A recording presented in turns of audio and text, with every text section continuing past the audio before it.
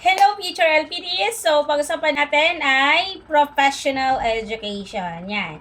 So, this is the question. Research established that complete coordination of motor activities is attained at A. Prenatal stage, B. Childhood stage, C. Adolescent stage, and letter D. Infancy. Again, I will repeat the question.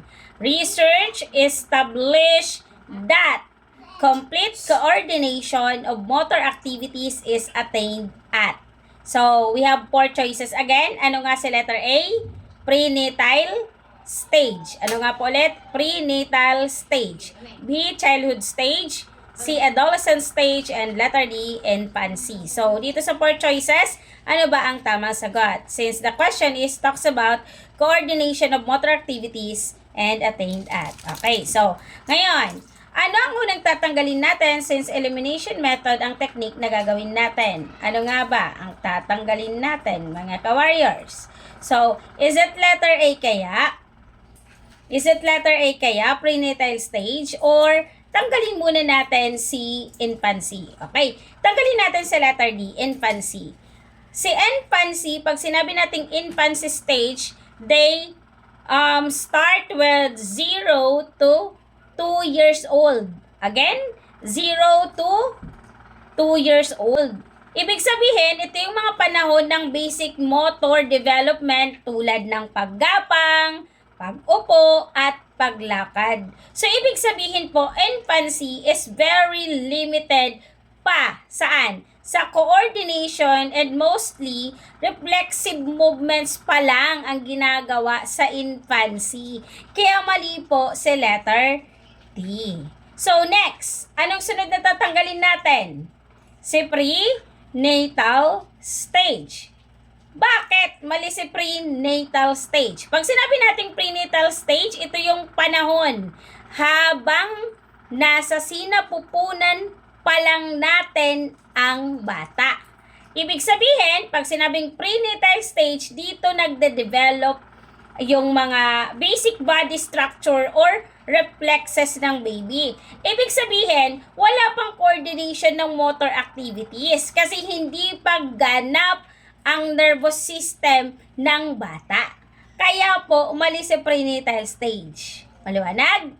So, we have two choices. Either childhood stage or C, letter D, adolescent stage. Ano nga yung question? It is talks about for the complete or establish the complete coordination of motor activities. Diba? Yun yung pinaka-main point of the question. Okay. So now, ang tamang sagot is the adolescent stage and letter B, childhood stage is wrong. Bakit mali si childhood stage? Si childhood stage, natututo ang bata ng mga basic at some complex movement. Tulad ng pagtakbo, ano pa, pagsulat, at paglalaro. So, may coordination na, pero hindi pa fully develop. Again, may coordination, pero hindi pa nga siya fully develop. May mga acquired or unrefined movements pa. Okay po. So, bakit tamang sagot si adolescent stage? Pag sinabi natin teacher na adolescent stage, ito yung halos fully developed na ang katawan at nervous system natin. So, ibig sabihin, sa madaling salita, dito na naaabot ang mga complete coordination of motor activities. So, mas nakokontrol and mas precise at efficient na ang galaw. For example, teachers, yung mga sports skills, yung mga fine motor skills na ginagawa ng isang tao. So, ibig sabihin, mas stable na rin ang balance at reaction time pag nasa adolescent stage na po. So, ayan teachers. Don't forget to follow and like Maestra Bicolana TLE Tambayan, my Facebook page. And then, for my YouTube channel, don't forget to subscribe. Maestra Bicolana TLE Let Review Online.